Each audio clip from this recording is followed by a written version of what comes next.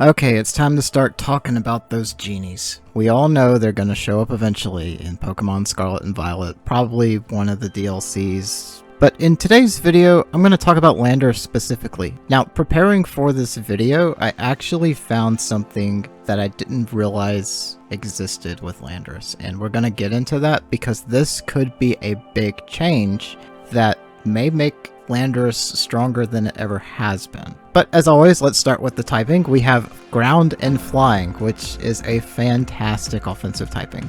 You have 8 super effectives, some of those being some reasonably common typings as well, and the amount of Pokemon that resist both of these typings is very low. You can also see that almost half of all Pokemon are weak to ground flying. That is a massive number, which is why Landorus typically does not have very good flying moves, because if it did have good flying moves, this would be very difficult to deal with. Now, defensively, it's still pretty good because you are only weak to 2 typings. It just so happens one of those is a 4X though, which that's really the big counterbalance to this typing is you can take out Landorus very quickly with a strong ice type move. But the only other weakness is water, and you have 2 immunities in the form of ground and electric, which is pretty good. I imagine Sandy Shocks does not like seeing Landorus. Aside from that, you have a pretty modest resist spread of just 3. And while yes, that 4x to ice is quite rough to deal with, any non-stab ice beam can do considerable damage to Landorus.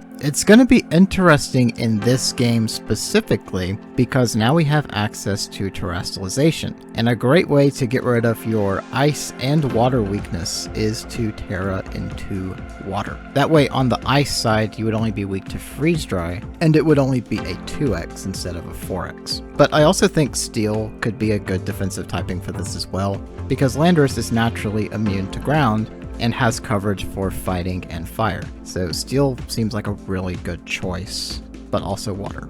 Now, Landorus has 2 forms. There's the standard form, which is called Incarnate form, and then there's the Therian form, which is where he like stands on all 4s, I guess floats on all 4s.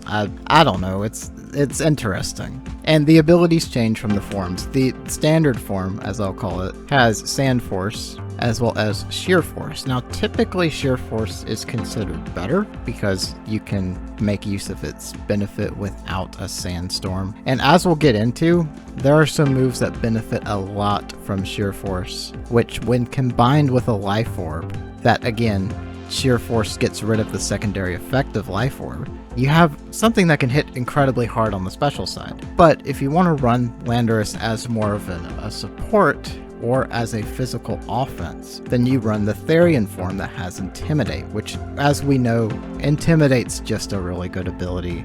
Intimidate's always going to be one of the best abilities out there. Now, these stats are different for both forms. The standard form has a pretty good speed stat of 101. It's just faster than things like Charizard and Chi-Yu, which is actually pretty nice to outspeed some of that stuff, but it also has pretty good attack and special attack. Now, interestingly, the physical attack is higher on both forms, but this form is typically run as special attacker, which I will get into later. Now, the defense stats are fine. It's like in the 80s and 90s. It's really not bad, and it will be able to take a few hits that are not super effective reasonably well. The Therian form trades some of that speed as well as the special offense and puts it into physical attack, which 145 physical attack is a very high stat, and that's going to do considerable amounts of damage. Now, here's what I wanted to get to, because if we look at the Gen 9 decks, Landorus has access to Sandsear Storm, which, while not the most accurate move out there, is a very strong special ground type move that has a burn chance, which it is 10 base power stronger than earth power, and instead of the special defense drop chance, there is a burn chance. Now, the accuracy really does hurt its usefulness, but if you were running Sheer Force and Life Orb, it would no longer have the burn chance either, but that is an incredibly strong hit from this Pokemon. And if you were running a Ground Terra, yes, it's a risky option at 80 accuracy, but man, that could be one-hitting so many things. It's unreal the amount of offense you can get out of this thing. But generally, Earth Power is going to be a far more consistent option, and it still has a lot of offense on the Sheer Force build. Editing me here, I did not pay attention to Sandsear Storm properly, that is a spread move. So this is very similar to Groudon's signature move, except it's a special attack and slightly less accurate, I think. So I definitely could see the Sheer Force Life Orb build running Sandsear Storm and doing incredible amounts of spread move damage, which 80 accuracy is still not super incredible, but it being a spread move, you have a pretty good chance of landing at least one of those hits on something. This is really good, and this is actually kind of terrifying that they gave it such a strong move. I don't remember it having access to this move in previous games, so I think this is a new move that came from Pokemon Legends Arceus, which apparently it is in the files for Gen 9, that's at least what Cerebi says. So this really changes things even more than I thought it did previously. And yeah, expect to see Landorus everywhere when it shows up, that's basically what I'm saying. Now, on the physical side, Landorus has access to Earthquake for its ground type move, which again does a lot of damage, good spread move, there's nothing wrong with it. But Landorus did actually get buffed in this gen because it now has access to Stomping Tantrum, so it now has a single target physical ground type move. It used to not get that. This is actually a big change that could really step up Landorus's game. And Landorus is already incredibly good. You've seen the stat distribution, the typing's excellent, but now it can single target. So now you won't have to worry about Earthquake hitting your side of the field and having to play around that. You can just use Stomping Tantrum. Which this also does get access to Fissure, so you could do the same Fissure Stomping Tantrum setup that, oh, I don't know, Tinglu has, and you can kind of play the same role there. That's fun. Thankfully, it still has pretty weak flying type coverage. The only flying move I can see is Fly, which it's not really the strongest move, but if you do want flying type coverage, it has to be physical, and it's this one 2-stage move, and that's literally all you get.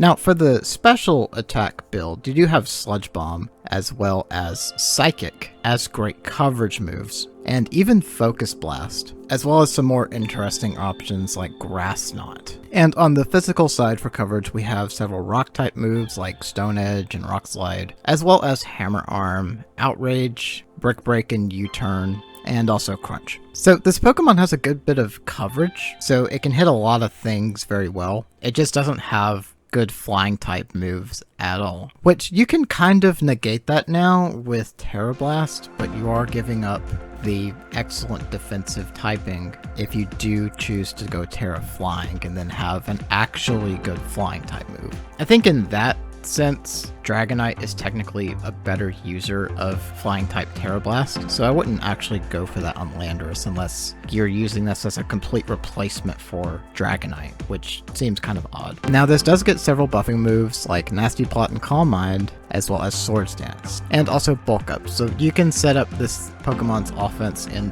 pretty much any way possible, aside from Belly Drum. It also gets several support moves such as Scary Face and Bulldoze for speed control, Taunt and Imprison, and even Substitute for some shenanigans. And for that singles meta, there's also Stealth Rock. So Landorus has already been very strong in just about every meta that it's been in, especially when you have access to both forms. But having access to Stomping Tantrum now is such a big change, because that makes it a lot easier to play with in a doubles format, and you no longer have to try to pair it up next to something with Levitate or another flying type, or have the thing next to it Protect, so you can go for an Earthquake. That no longer has to be the case, and you can just run Stomping Tantrum. So I could definitely see there being a new Landorus build with the Therian form that is Stomping Tantrum Fissure, which I know is something everyone wants to see. Hopefully there's enough counterplay in the meta by the time Landorus shows up that we won't see that as a common mode, but I definitely would be looking out for that, at least in the early meta that Landorus shows up in.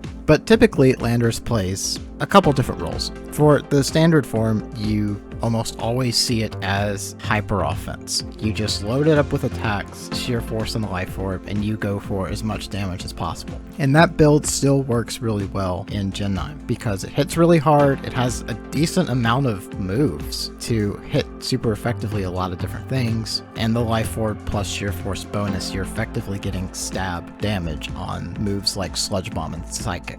So the offense is definitely there on that build. For the Therian form, there's a bit more flexibility in the way that it can play, because I remember in Gen 8 there were very bulky defensive switch-in builds for Landorus that played very similar to Gyarados, in how you just run a bunch of coverage attacks on it and have it be as bulky as possible. But there's also the Choice Scarf builds that we've seen for Landorus in Gen 7. That's just Choice Scarf Earthquake, and you try to get rid of Metagross as quickly as possible. And we've seen the Swords Dance builds that really benefited from Gen 8's Dynamax meta. So I think you'll see a lot more diversity in the Therian form in terms of how it's used. Landorus Eye is typically just one mode, but it's still a very scary mode and you have to respect it. Overall, Landorus did not get nerfed in this gen, and that's kind of terrifying. It actually got buffed. The main difference with this gen though is having access to the Terrestrialized gimmick. You can get rid of that Ice 4X and potentially make this even harder to deal with. However,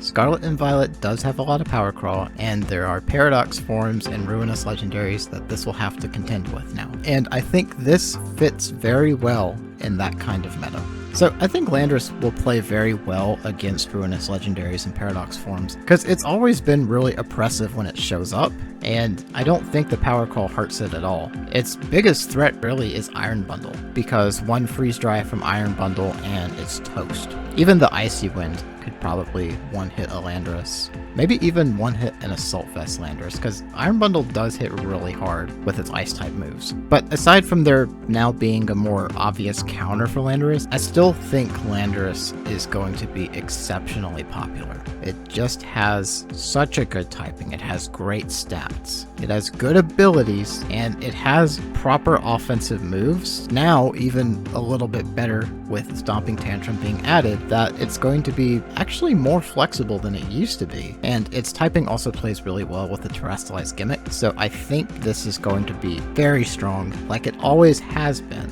and maybe even stronger than it ever has been. There's a good chance that Stomping Tantrum and Sandsear Storm is just a good enough buff that this will be the best form of Landorus we've ever seen, which is terrifying. So definite contender for the top 10, probably even the top 5 most common Pokemon in competitive play once it arrives. It definitely has that potential. I would expect to see a lot of Iron Bundles in teams to try to keep that number down, because Landorus is just such a big threat, and probably always will be. But anyway, that's going to be it for this video. Thank you so much for watching, and I will see y'all next time.